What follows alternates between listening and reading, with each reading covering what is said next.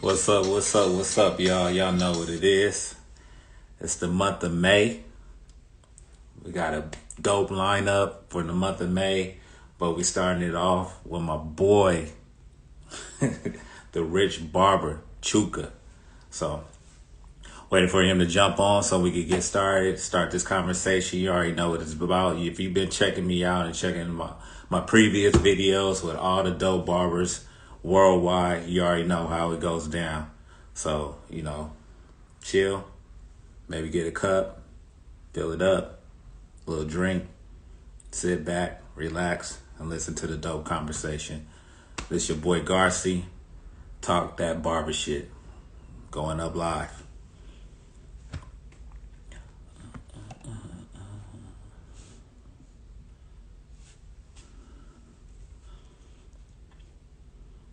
All right, y'all. I see y'all tuning in. I see y'all jumping aboard. What's up? What's up? What's up? Chuka will be joining us shortly.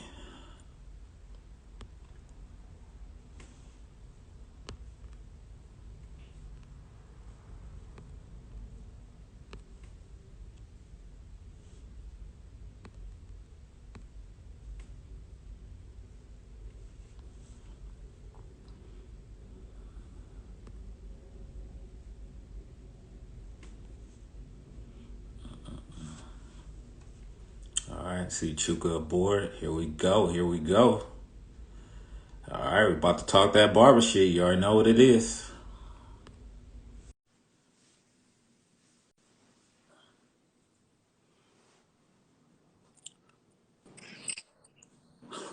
What up, man?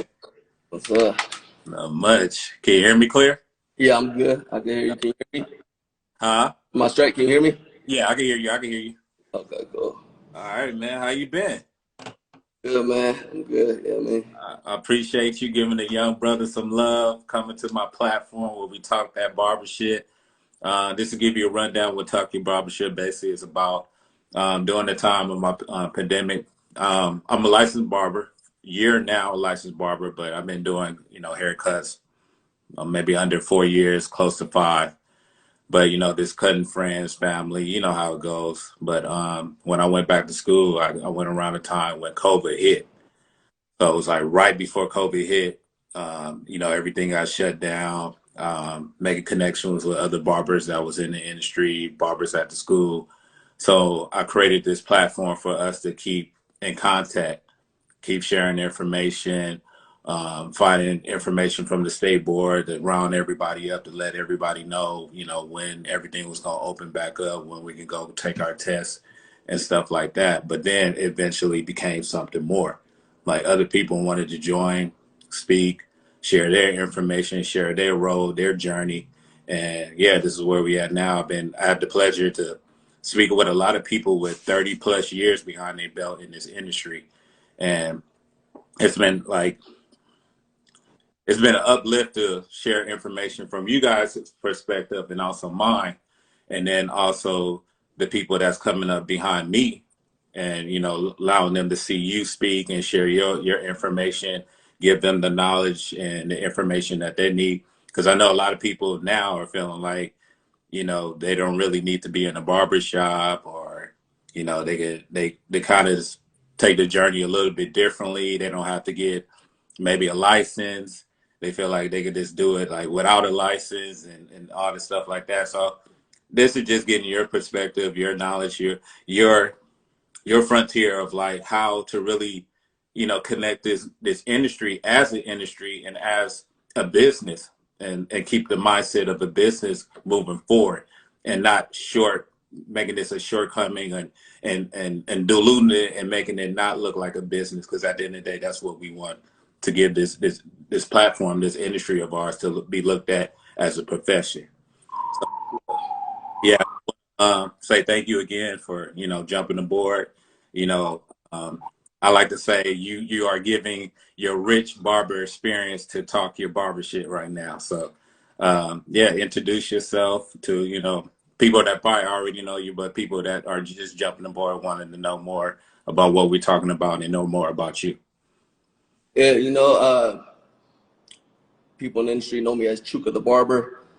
Um, I started off in this industry when I was 20. I got licensed when I was 24. So that's about, man, about 13, 14 years ago.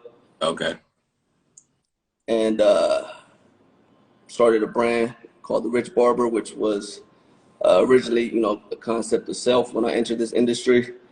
And, from there, invented multiple products, opened up multiple barbershops, wrote a book for the industry based on my experience and how I operated my business. Mm-hmm. Yeah, now I'm out here in Los Angeles. I'm originally from Sacramento, California. Born and raised there. That's where it all started. All About right. 3 years Now. ago, about 3.5 years ago, I moved out to LA. Opened up 2 shops in 2009 on Beverly Boulevard in West Hollywood.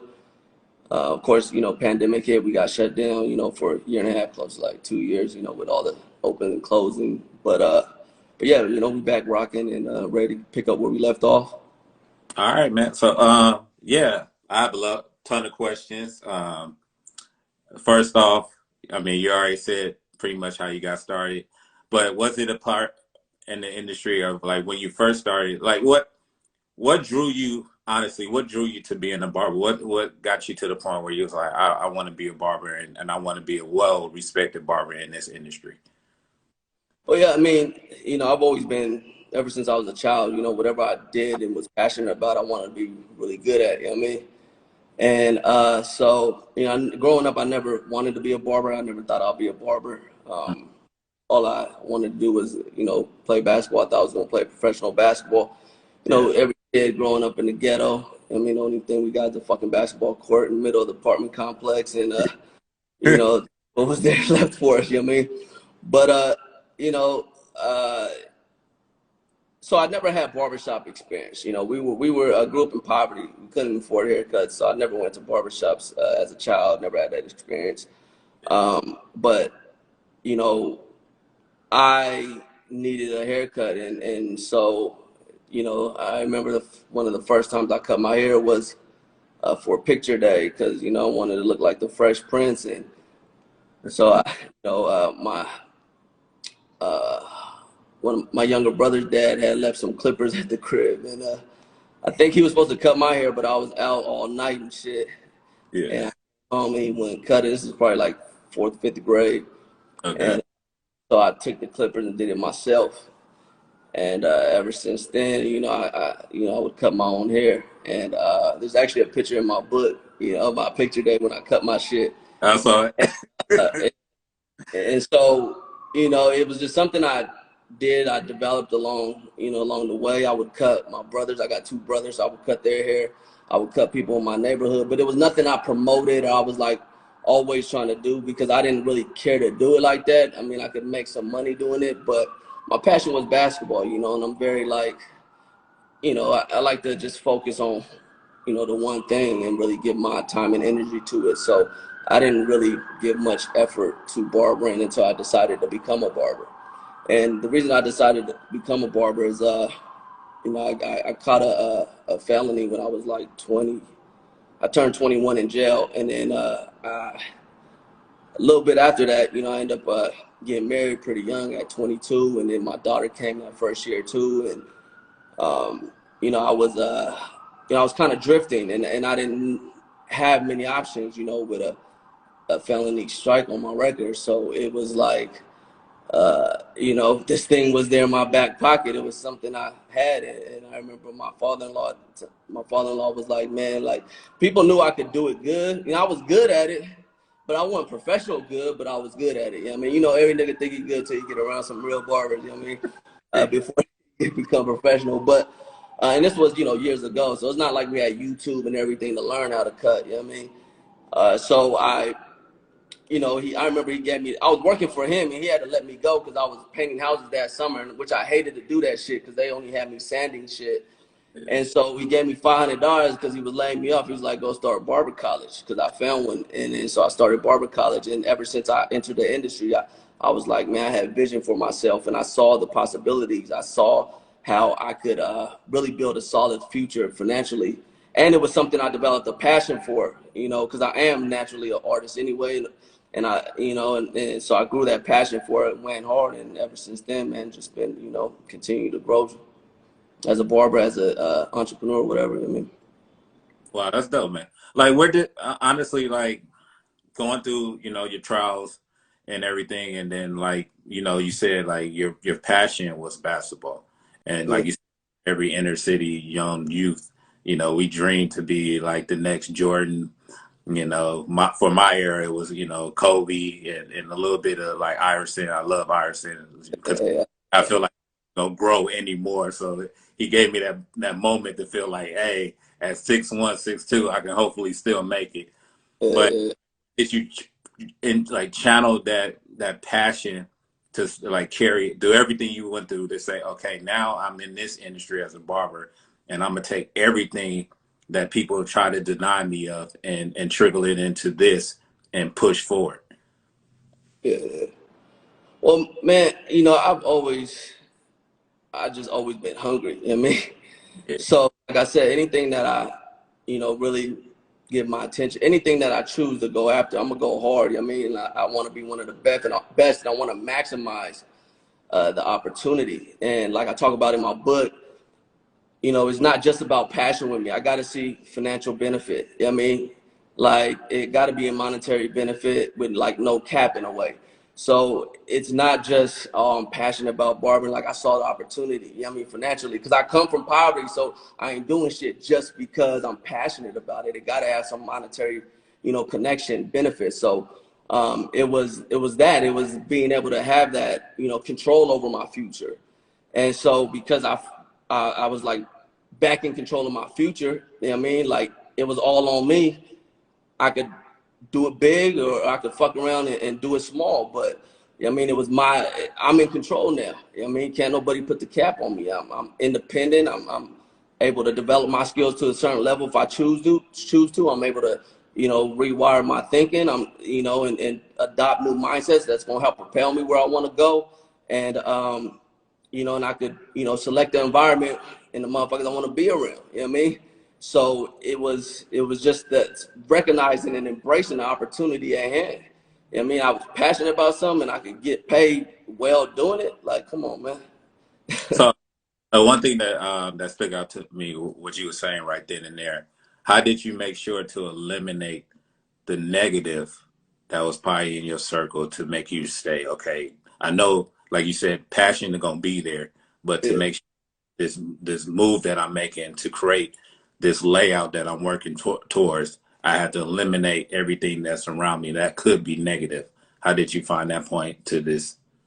Well, at first you can't always eliminate everything that's negative. You know what I mean? Like, the first shop I worked in, like, there was a lot of like my last post I posted, it was like, I mean, it was a lot of friction. I mean, like, I got fired my second week in there.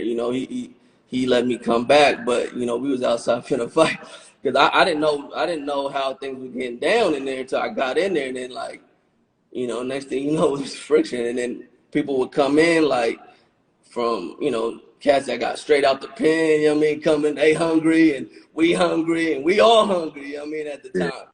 So it just, you grow and then you outgrow a space, you know what I mean, or you outgrow an environment or you outgrow people. But at first, you know what I mean, it's just, you don't really, it's there at times until you actually, put yourself in a position where you can choose your environment. And you always want to choose your environment wisely, right? But back then you didn't have too many choices. I mean, the industry has grown 10 times, I mean, 20 times, since then. But it's important to know what you're going after and know what matters to you and have purpose, and vision for yourself. Otherwise, it's easy to get caught up in the negativity because it's going to be there. You know what I mean? Like, you can't escape it, but you can design your life in a way to where, it doesn't affect you, or you can get as far away from it as possible. But starting off, most likely it's gonna be there. I was the only one trying to go after what I was going after a lot of times. Like, thinking beyond the barbershop as far as like an entrepreneur, they was motherfuckers, people didn't, there was no support on that. There was no support trying to like do what I was doing. No one gave a fuck. All they do is see me, my ups and downs, and me failing and making mistakes along the way, but no one ever gave a fuck until something actually manifested from it. You know what Yeah. I mean? I mean, they didn't. You mean they don't see my new mindset or something? They might see my new attitude in a way, but at the same time, like, you know, it's not. It wasn't a supportive environment as far as like going to where I was trying to go. But not to say I have, you know, cats I fucked with in there, but at the same time, they still weren't trying to do what I was doing. You know what I mean? Or what I had a vision for. Okay. I like that. Um, for like most barbers, probably every barber, when you finally get into that shop and you're cutting and you do one good head and you do another good head and you get that one that tests you like, hey, you know you fucked up, right? how do you how do you maneuver and keep pushing yourself forward after that encounter with someone that said, oh, you know, I didn't like the way you did my cut, or you know, this is, Yeah. you know, you call yourself a barber, you know, they started, you know, testing your flow. Like, how did you get past all that? Yeah. Well, you know, you're gonna starting off.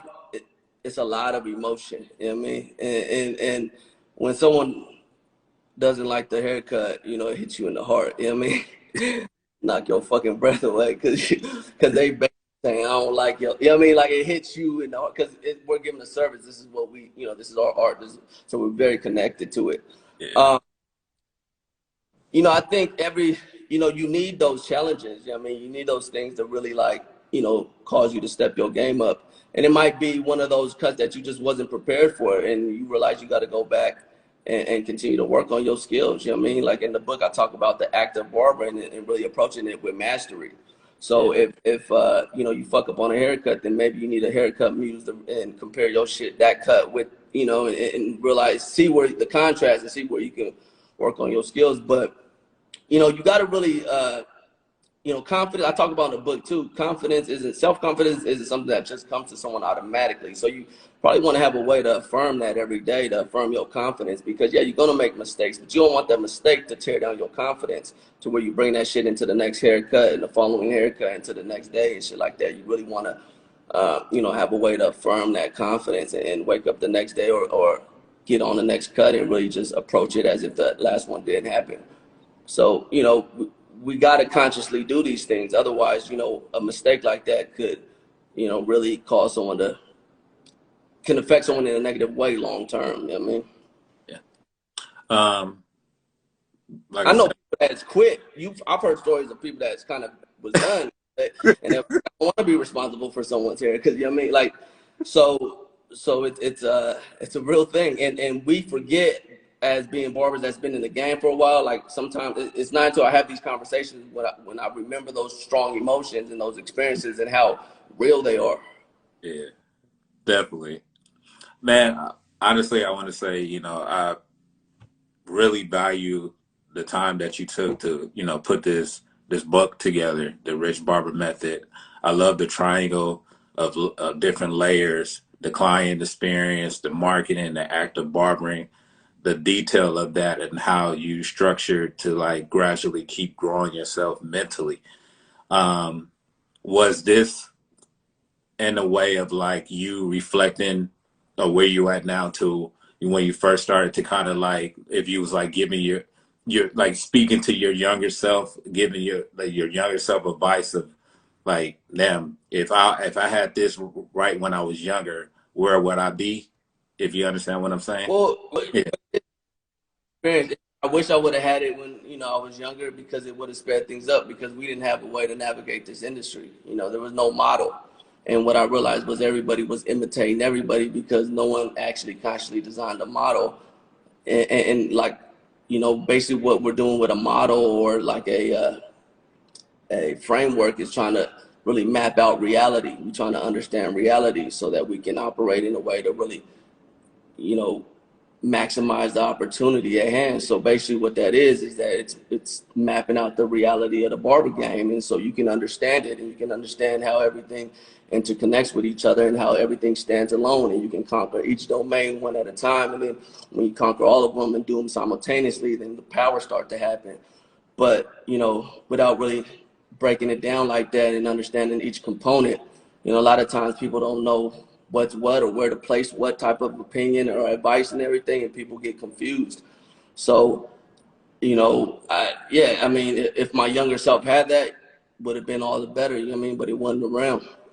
But, any younger barber like coming up, like, I would recommend you read that because now you got a map, and that's the reality of the barber industry. And if you follow it, you can, really have superior results. I know you spoke about being married. Are you still married, if you mind me asking? Mm-mm. Okay. Um, as far as like relationships and like you said, you say you have a daughter, right? I got a 14-year-old daughter. To maneuver in like your health, your relationship with your kid, and the barber industry? How do you, make each flow? I know it's a hard kind of question, kind of really, because you got to put whatever you can in each one. But how do you make sure that each one is getting the best energy from you to keep pushing forward? Oh, I mean, you just gotta you froze a simplify your little. life. You can't have every, Here. huh? Oh, sorry. I said You it said, froze a little bit. I heard what I said. oh, I was just saying, you just gotta simplify your life and just, realize what's important, and not try to, realize that you can't have everything. So, I just keep my life simple, man. If I keep it, the more simple I keep it, the more time I can focus and give attention to the things that matter. Okay. Um, I know a big thing now as far as the industry is social media, social present, building a better guideline to, show your creativity, to show your business.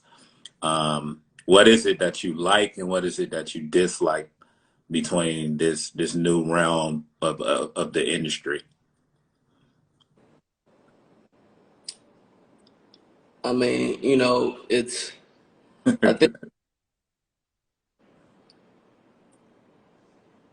I like the fact that, the social media gave us barbers the opportunity to push our industry to a level that's never been before. Without social media, we probably wouldn't have ever got the exposure. I mean, because prior to this, barbers, we didn't get exposure like that.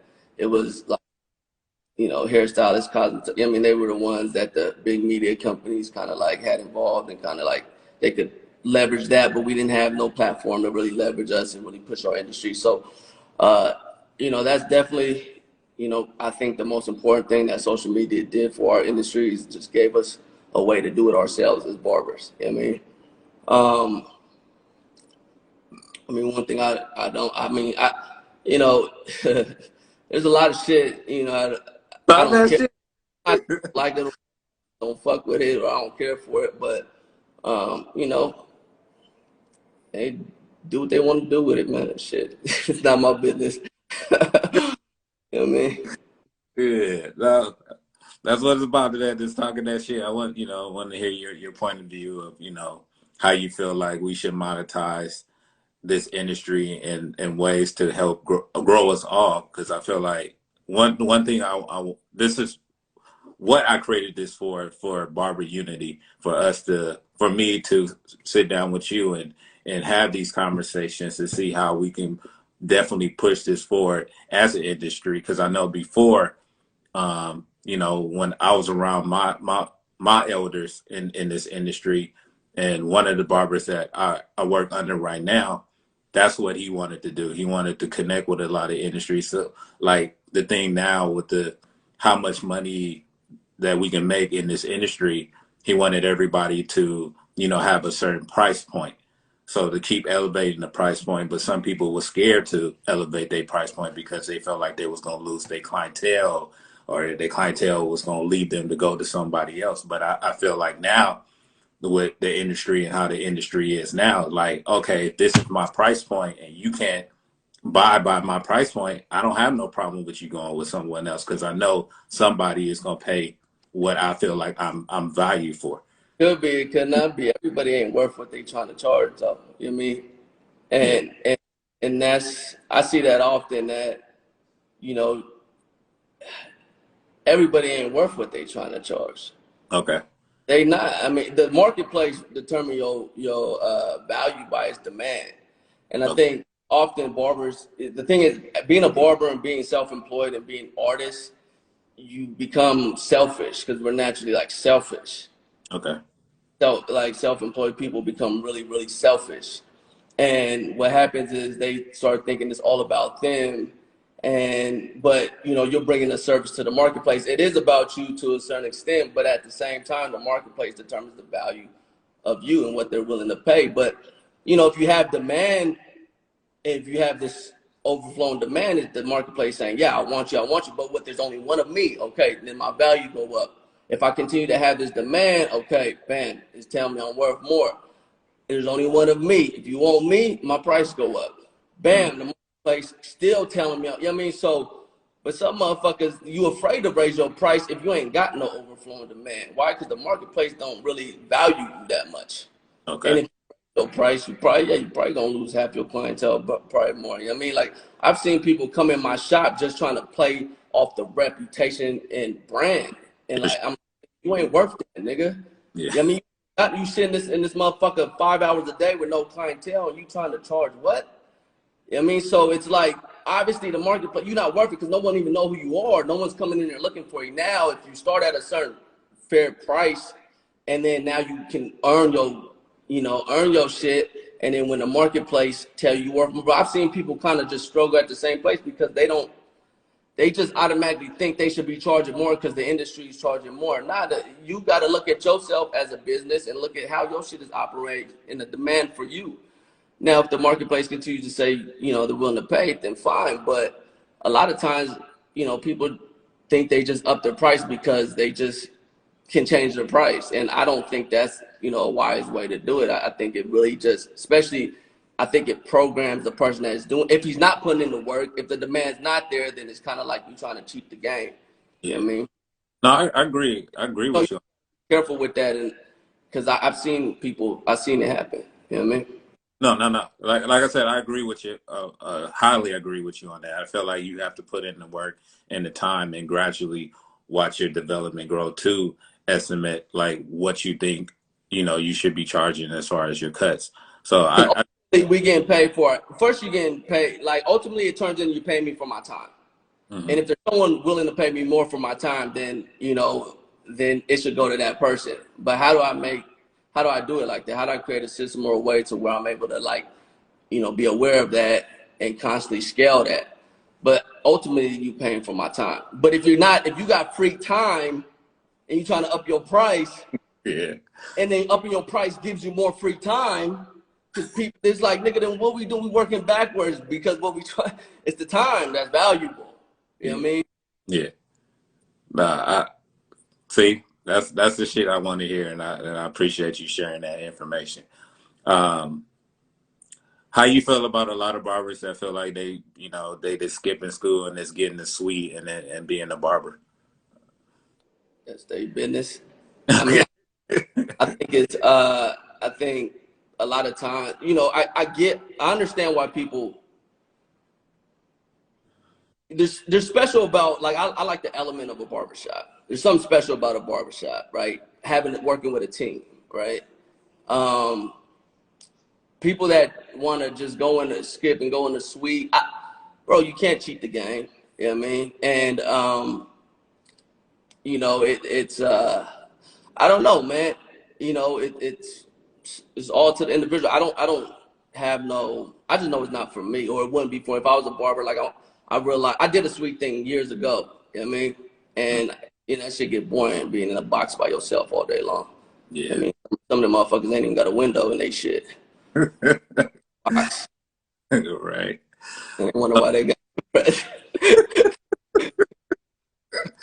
Uh, I see a lot of people jumping on. This is also a way for a lot of people that follow you and want to, ask questions and pick your brain. So if it's a lot of people that's on board and they feel like this might be the opportunity that they can ask a question and hopefully get it seen and reply back, go ahead and shoot. I'm gonna see if I can see anything that, maybe a question that might be dope for you to ask. Or I mean not ask but respond to.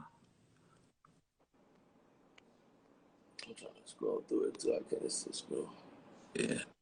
I don't see anything that really paying 15K to learn how only to pass the exam is rip off. Somebody post paying 15K to learn only to pass an exam is a rip off in some scenarios. What you think about that? Uh, I mean, if you take that perspective, if paying, if you skip the whole, he skipped the whole education part. Yeah, right. I think a lot of times I don't know where people get they. I don't know. I think you paying 15K for education, man. I mean, and if that education can make you uh, so much more valuable to the marketplace, give you so many more skills and understanding of your craft, you know, I think you got to look at the results you can get, or the long term benefit that you get from investing in yourself. You got to look at the shit as an investment. Obviously, he looked at it as a bill to be paid. He looked at it as a cost. He didn't look at it as an investment. So I think that's a lot of times people just have the wrong perspective on investing in themselves. They look at it as a cost. I paid $20,000, being a 1 year, meet 4 times a year quarterly, and I paid. Do I look at that like a cost? No, I'm investing in myself. The multiplying benefit that I get from that is going to be way worth more than that 20,000. People's perspective is just fucked up. You know what I mean? They don't know. They don't respect it. You gotta know. It's so important to have a mindset of I'm investing in myself. I'm not just going to school for an exam at the end. Right. There's a process. There's a mind development. There's an understanding of my craft. There's guidance. There's experts that I'm gonna be able to learn from. There's skills like, I went to a barber college, man, that was in a motherfucking swap meet. We didn't have like I couldn't like there weren't that many available. This was the cheapest one too, and I needed to go that route. And plus, somebody put me onto it. It was in a swap meet in South Sac on Mac Road. The place used to be called the SD Mart, and it was like a swap meet. It was just blocked off sections where niggas go get the white tees, you go get your music done, you get tatted, you can go get your gold grill, like all that shit. And then the shop had the barber college. This was a barber college, actually. It was just a wooden board that stuck out the wall. That was our station. Like a little thin wooden board that stuck out the wall, and we had to go get hooks to screw those hooks in to hook our clippers on that motherfucker.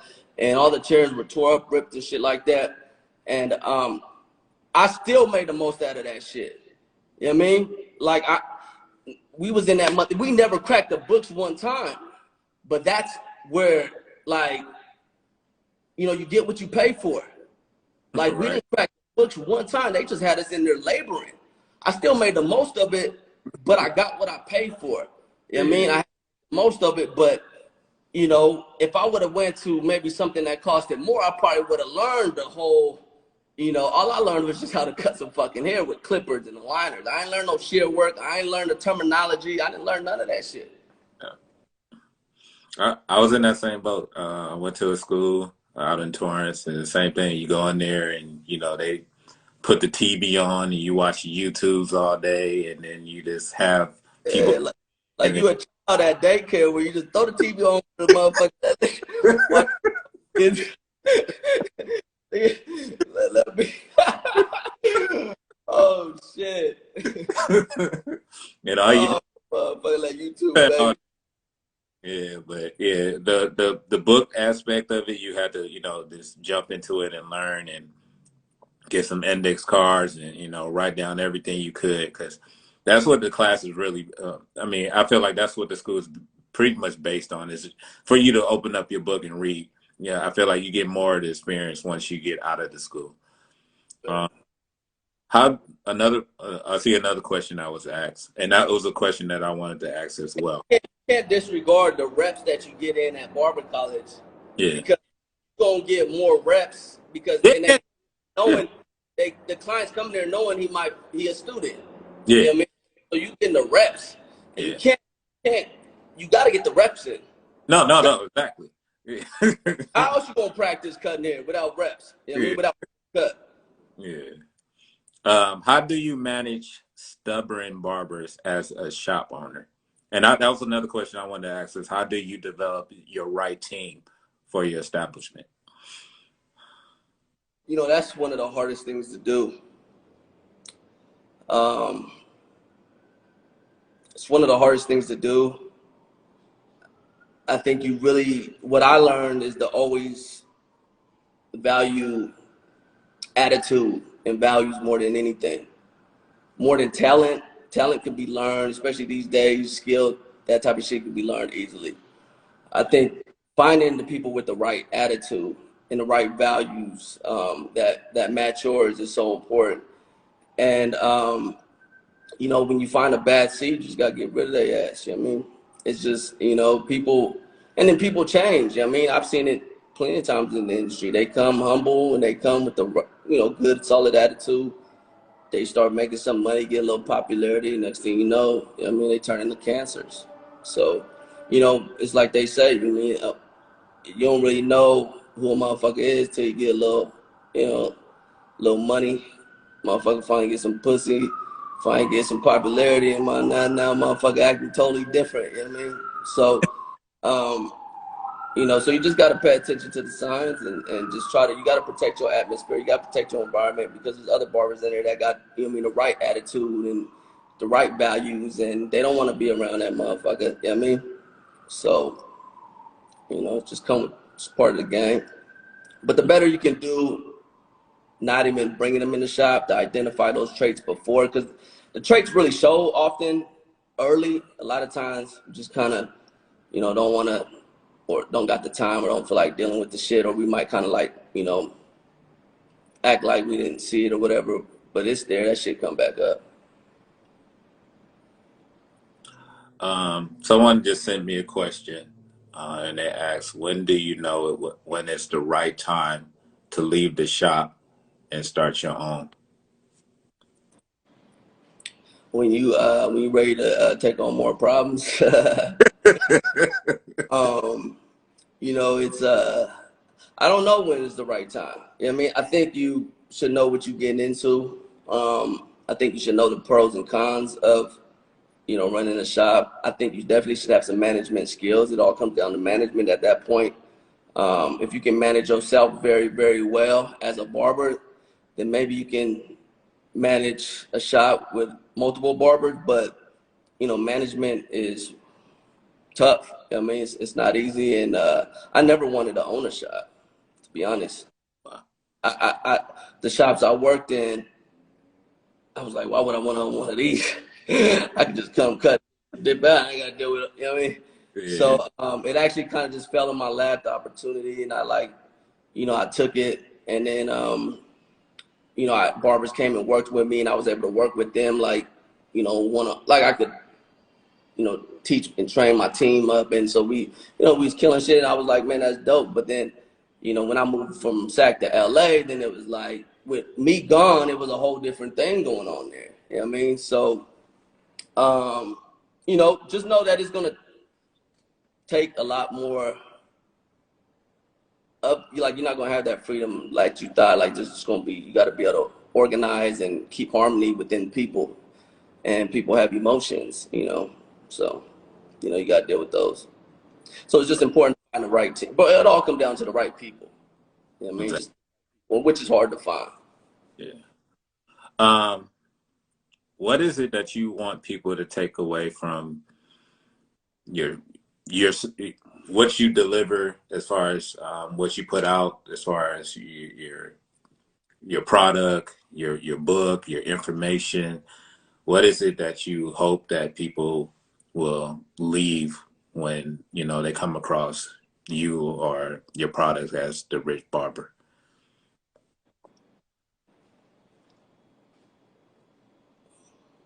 As a like a barber, are you talking about just a consumer or what? I mean, as a barber, I just, you know, I would want them to you know, just,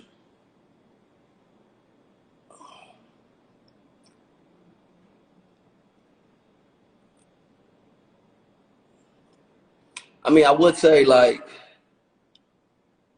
I mean, it all comes down to like the rich barber, right? It all comes down to that mindset, you know, and really walking in that. So if it's a barber, you know what I mean, just really like understanding like this is our products, and it's our environment. I mean, anything that we bring around us is our environment. It can influence it in a certain way. I mean, and so I just, our products are made to, help barbers perform better and achieve, excellence, and to remind them, I mean, of you know what they're going after, and of course help them, get paid, make money, and inspire them to, want to grow, um, and at the same time, our products like are for our consumer products or whatever, or for, I feel like our ideal marketplace, which are the clients that come to our barbershops that, you know, respect and embrace and fuck with like our aesthetic and our mindset and how we do things, and want to have that like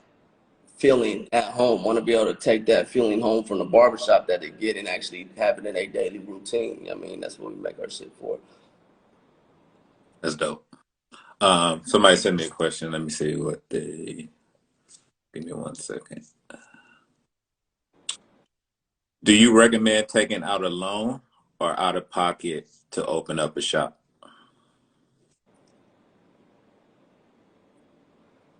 I mean, it all comes down to, uh,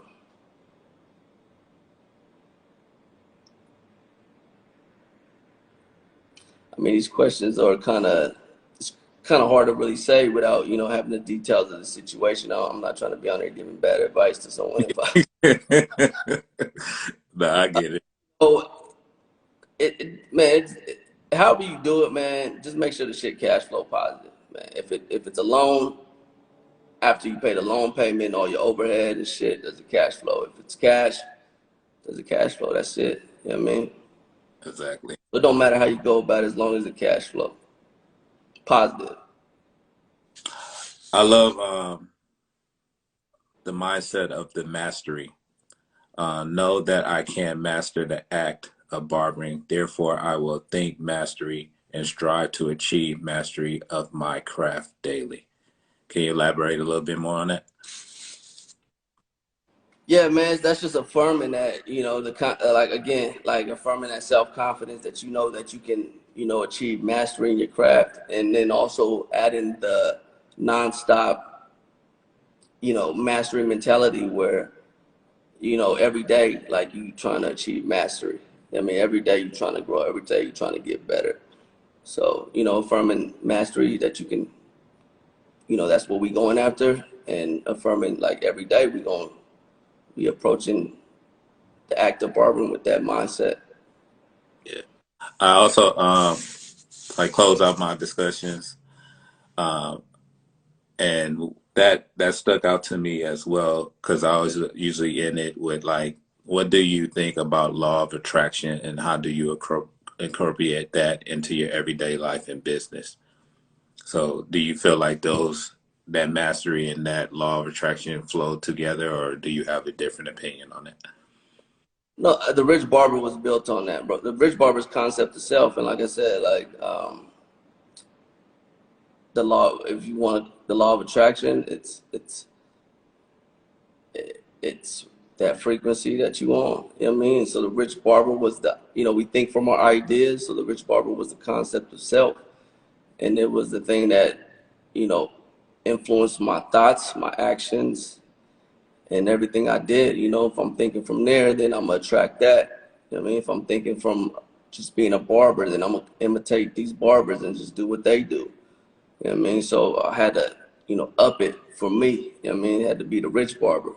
And then these other mindsets all contribute to that overall goal, which is becoming a Rich Barber. So I take the Rich Barber as the main thing, Mhm. and have mindsets that help contribute to that achievement or to that goal, which are the mindset of mastery, world class service, promote myself to a higher status, and all these things lead to becoming a Rich Barber. So yeah, it's so important. You know what I mean? It's another that I wrote down that I love from your book as well. I will not lose for even defeat. There's a value lesson learned. So it evens up for me. I'm gonna say that one more time.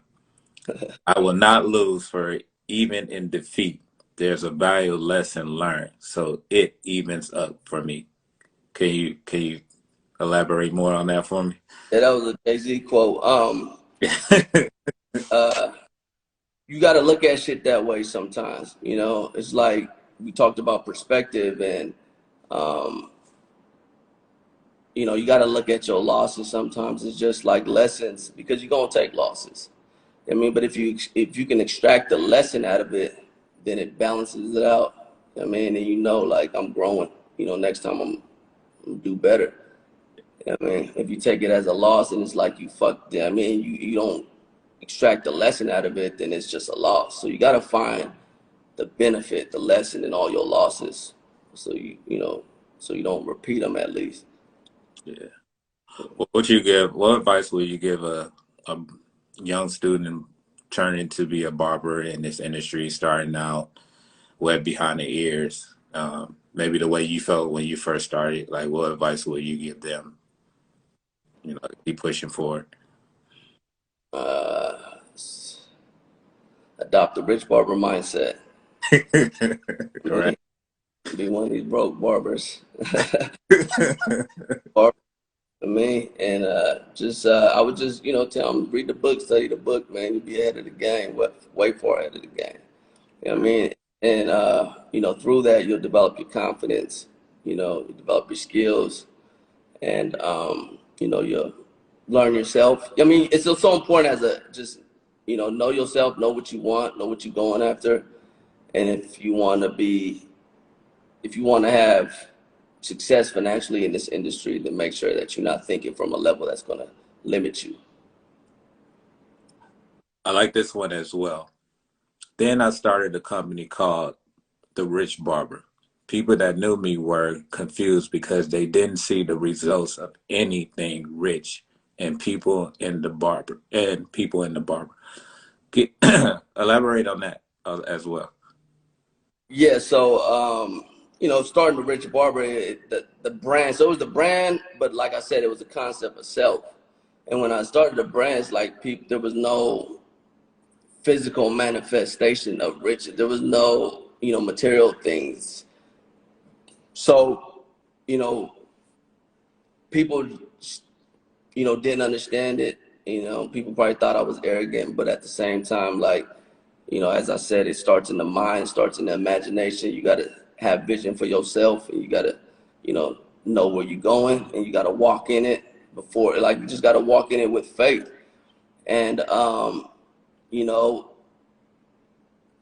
because everything around you is going to not be in agreement with that. You know what I mean? All of a sudden, if you've been having a certain mindset your whole life, or multiple ideas about yourself that's kind of been destructive or ain't really been very beneficial to you, then all of a sudden you take upon new ideas, you take upon new concepts of self, new beliefs. Your environment and everything around you is not going to agree with that, because that environment was attracted by the old you, the old mindsets, the old thought processes, the old concepts of self, right?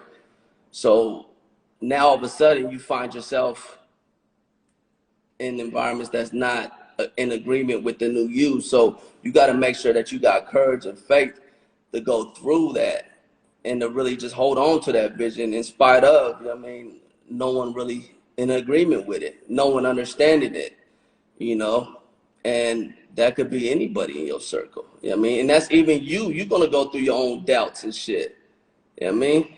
So, um, you just got to move on faith and just have courage. And that's the only thing. Like, everything goes to teach us faith. So you got to, hold on to the vision. And it has its appointed hour. And to come, if you hold on to it, you give up, then it ain't going to see the light of day. Definitely. I like this one as well. Back when I was just starting out, my mindset was hustle hard with ambition. The problem was that is I didn't know how to direct my hustle and ambition to bring about bigger and bigger results. Yeah, so most of the time people just want to hustle. Like I had ambition and I'm working hard, but when you can organize your thoughts, your mind, your environment, everything, like you design it in a way constructively so that you can have superior results. So it's kind of like understanding cause and effect and just moving differently. Not just anybody could just work hard, hustle hard with ambition, but to really like consciously design some shit in a way that is going to give a superior result. I mean, it's just moving more consciously, and and that's what that is, you know. And that's what the Rich Barber method is. Now you're more conscious on what you're doing. Like you have it mapped out, and you know, if I do this, then I'll get this, and if I'm, you know, treat people like this, then they'll react like this. So, Nah, man. I want to say thank you. Appreciate you taking time out your busy schedule to sit down with me and chop it up. This means everything. I definitely got to get my hard copy now because I just downloaded it from the, but I, right. but I'll definitely want the hard copy, and I'm gonna bring it by your shop so you can sign it for me. But yeah, man, this is not a one time thing. Hopefully, we could chop it up some more. But yeah, this has been a blessing, dude. I really appreciate you, and yeah, Have this is me on. Congrats on everything, man. Right. Another one. so. Just hold on. I'm gonna clear this out, and we could chop it up a little bit more. But Okay. I just everybody that tuned in got a chance to hear the wise and wisdom of this young fella right here. Definitely check out his platform. Definitely, get the book. Is so much information that can really help you and move you forward with anything that you're trying to do with life. It doesn't have to be just about barbering, but if you're a barber, you definitely want to grab this book. Is it anything that you want to shout out or let people know more about? You can if you go to the Rich Barber Method / TRB dash ebook, you can download a free ebook of the Rich Barber Method. I don't know if we can put it in here. Let me type it in here real quick. Do that.